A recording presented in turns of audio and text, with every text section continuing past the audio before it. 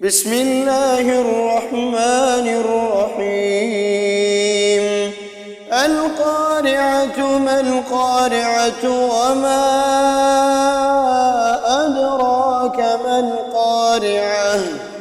يوم يكون الناس كالفراش المبثوث